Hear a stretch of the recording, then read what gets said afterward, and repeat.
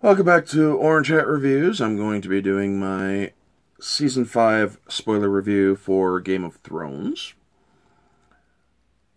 This one got predictable.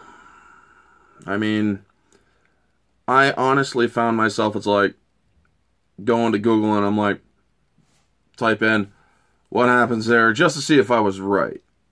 Because of how predictable it was. And 10 times out of 10, because I actually did it 10 times, I was right. The aftermath of Tywin's death and whatnot, it's like, geez.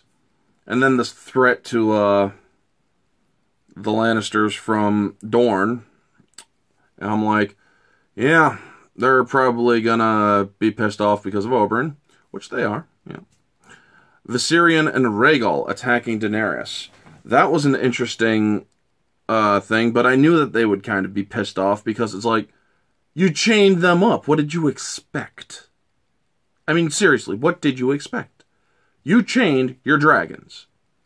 And so you go to see them to see if everything's all right, and they're just going to... No, that's not how it works.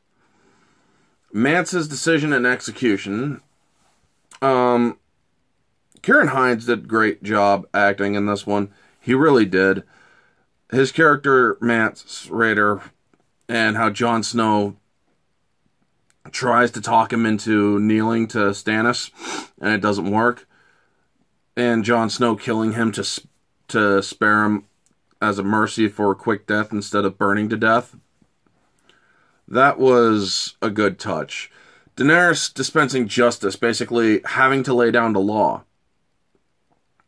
And then getting hated for it. That was a good one. These are key points that I'm reading from, folks, by the way. Jon Snow becoming Lord Commander was awesome because Sam Tarly freaking calling out that cowardly crow or Night's Watchman who hid in the freaking kitchens with Gilly, and then Maester Aemon coming out and basically voting for Snow to have him as Lord Commander. It's like, good touch. Cersei slowly going mad, or basically pushing her power, or overstepping her rights as queen. She's basically acting as queen even though she's not. She's only Queen Regent. Jon Snow executing Lord Janos, the one that was cowardly, after he tells him to basically fuck off when he was going to be sent somewhere else. It's like, oh shit. And Snow basically executing him, even though he's like, I'm sorry, forgive me, I'm a coward, I'm afraid, I'm just afraid. And he's like, nope, you're dead.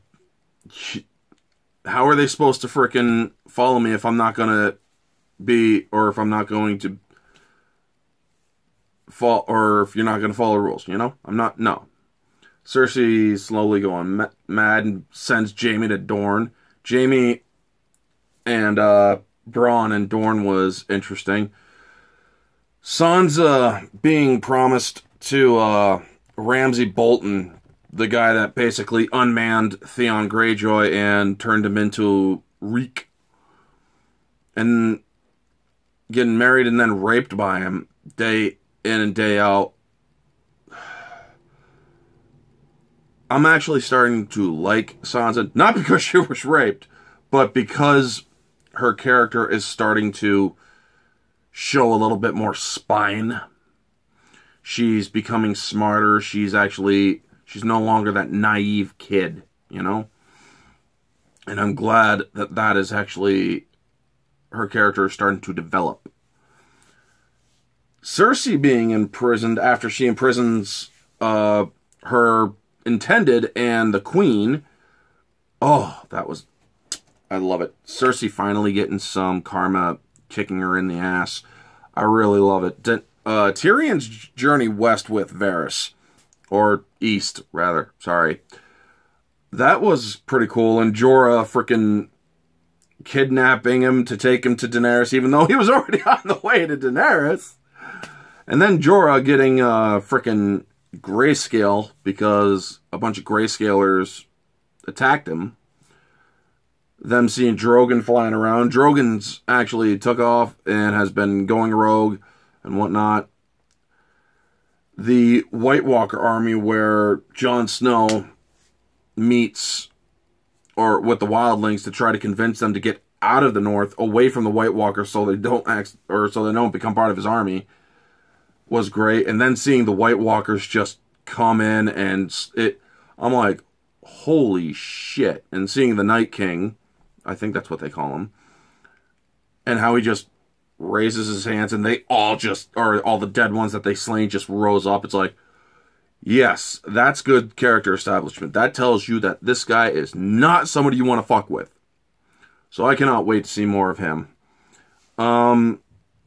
Stannis burning his daughter at the stake. Yeah. It's at that point, I checked out of Stannis. It's like, dude, you just crossed the line there, and I no longer have any sympathy for you whatsoever. I mean, you killed your own brother, for Christ's sake. Drogon coming back during the Great Games because Daenerys finally said, or gave in and said, fuck it, let the games, or I don't like him, but I'll freaking do what needs to be done for tradition in Meereen. And then the Sons of the Harpy, which are a zealot group that have been trying to kill her because they've also attacked the Unsullied and also killed Ser Barristan, one of her most loyal. And then they corner her, and then Drogon comes in and basically just burns many of them to a crisp, and it's great, but he also gets a few spears in him. Arya's journey, that was also a great one. Arya going, or finally arriving in Braavos and having to learn how to be a faceless one, but also because she doesn't really have the patience for it, she has to learn the hard lessons. Her killing Meryn Brant when he shows up in Braavos to the bank for the Master of Coin, which happens to be the Queen's father, she then ends up going blind because of her killing without being ready to do it, you know?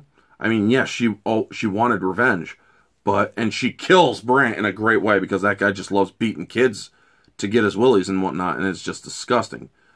Alara Sand trying to kill Myrcella, and then ending up finally, the kiss of death, that was one of the things that it's like, does Alara Sand kill Myrcella? And that's like, yeah. She gives her a kiss of death with poison, and almost kills herself. But Cersei's walk of shame, oh, that was so beautiful. Having Lena Headey, I mean, I saw Lena Headey in Game of Thrones. Her boobs were not that big, but I'm guessing there had to have been a double, or probably even, I'm just not sure. But hey, if her boobs got bigger, her boobs got bigger. Who knows? But her walk of shame was great because she richly deserved all of it. In fact, she didn't, or in my own opinion, that wasn't enough to satisfy my hatred for Cersei Lannister. Jon Snow being betrayed and killed, yeah, that I didn't see coming. It's like, that is one thing that actually surprised me. I'm like, what the fuck? Oh, shit. And that kid Oliver, his own fucking squire stabbing him for the watch. And everybody else stabbing him for the watch.